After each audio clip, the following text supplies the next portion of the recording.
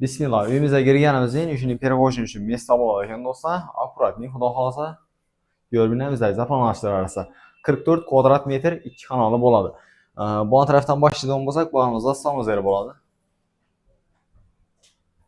Yo'rtmalarning sharoitlari bor. Bag'rimizda bir dona spanli. Holatlari yomon emas, sportgan yo'rt do'stlar. Chiroyli. Bag'rimizda esa kuxnyasi bo'ladi yana. Oyoqkiyimiz laminat. Xolodilniklari, gaz plitalari hamma narsasi tayyor. Bag'rimizda xohlasangiz bir kichkina zor qilib bersangiz bo'ladi.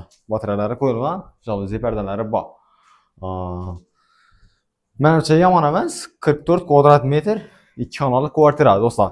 Eng qiziqarli keladigan bo'lsak, bu tarafda umumiy challar ham bor ekan. Bahosini keladigan bo'lsak, 190 million so'm. Srochniy sotilayotir, bemalol bog'lansangiz bo'ladi.